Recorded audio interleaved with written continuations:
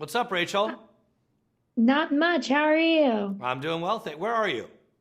New York. Right on. Are you in the city? Yeah. Well, Queens, but yeah. Queens, got it. So, sort of the city. Right. Uh, to start, I do love there's this like sequence in this movie that is genuinely very, very funny because of how quick it is with the jokes that if you aren't paying attention, you're going to miss Ed Helms saying 13 going on 30 as Jennifer Gardner is just freaking out in a corner. And that's what I kind of love about this movie is how quick-witted a lot of those kind of moments are. And so when you are making a movie that is so fast-paced and you have the slapstick humor of the Freaky Friday-esque body swapping humor that is the whole kind of concept. What is the joy of those moments of, making fun of past movies like 13 going on 30 or like things like that because I do love that whole sequence. I'm talking about where they're just listing movies that have done this same kind of thing because I think that is genuinely hilarious bit that goes on for just like a minute maybe, but it is still so funny to me. Yeah, I like to respect the audiences by giving them something that you just spoke of. Where, hey, wait a Mhm. second, did they just do that? Okay, that was really funny. That I feel respected as an audience member, and I feel now that much more connected to the film. And we know that many movies have come before us in that space, so we thought it would be funny to cite them as, down low as possible as we could in the body of the movie. So we talk about 17 again and Big and Freaky Friday and 13 going on 30. And obviously Jennifer Garner has been a part of one of the great ones of all time. And hopefully this one contributes to that storied past. Yeah, and I think it is also, it has that working for it and also part of the Christmas spirit because like I did find myself getting teary-eyed by the end of it because it has that Christmas feel to it where you're sitting there crying because it is all about a family coming together as every great Christmas movie is supposed to be. There's that thing driving people away and then you're supposed to be reminded that Christmas is about coming together and being with your family. And when you are making a movie that is supposed to be so funny, which it is, how did you kind of find the balance of like finding that Christmas spirit within the midst of all of those more outrageous, funny moments?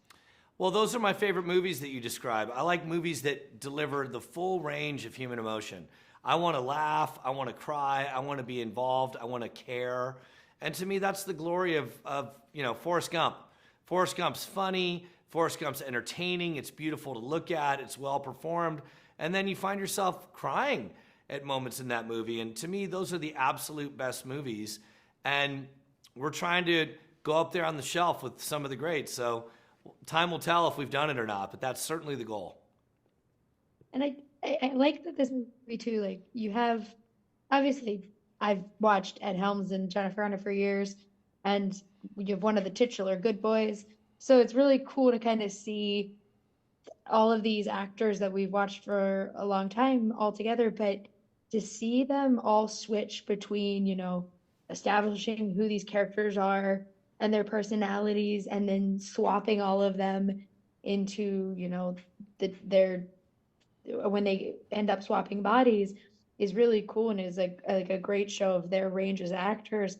How did you kind of work with them on set to like get those little nuances down so when they do the switch later in the movie, all of those come across so well because it works really like incredibly in this movie for to sell it to us as the audience. Well, you do a lot of prep and you develop the characters and you have to create separation where Ed's character of Bill is the groovy cool dad that was in Maroon 6 and then he left and they became Maroon 5.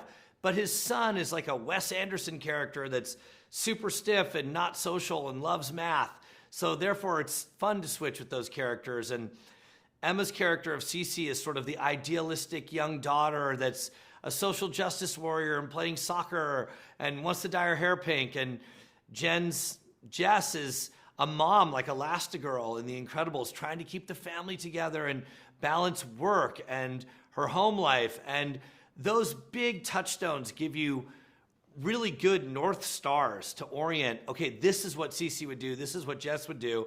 And then you put that into the heart and soul of great actors and great performers, and they can have so much fun playing the other one.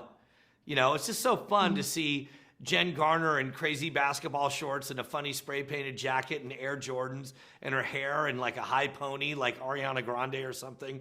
And, you know, just going for it and calling upon her experience as a mom and her experience with her kids and bringing it to the performance. So it's fun when you carve out the specificity of the characters and then you populate your world with really talented, funny, engaging actors. Yeah, I do like, I think it was in the bloopers at the end where I think you said off camera, like, just drink it gross. And Jennifer Garner's like, I'm a 50-year-old refined individual. Like, I don't know what that means. And it was really fun. And I have to see her break what we've kind of known her as.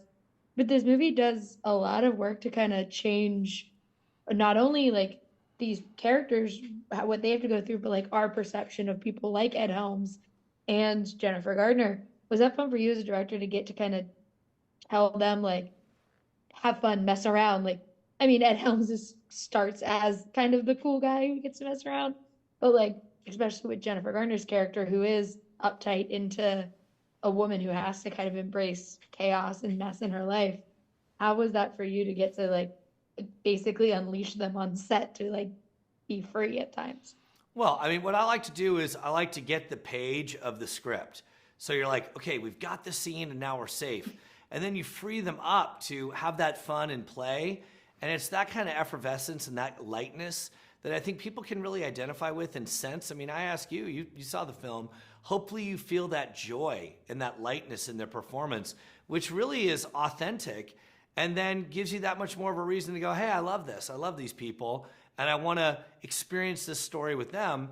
And that makes it easier to sneak in the message of the movie, which is, hey, walk a mile in someone else's shoes and try to understand where they're coming from before you demand that they understand you. You know, and I think that would go well in the world. The world's pretty tough right now. And it would go well at the dinner table with the people you care about. Yeah, and I do have to say, one of my favorite, like, love to put it on whenever I'm kind of feeling down is one of your movies, which is This Means War. And there's a line in it that I think of all the time, which is Gustav Klimt fingered his paintings. I think it is one of the funniest delivered lines, and I just genuinely think it is a very funny line in a movie. And your movies tend to have those lines where it's just the way it's delivered, the way it's kind of formatted in the movie is hilarious. And this movie also has those lines where they're just so funny, and you're like, how did that kind of come to be?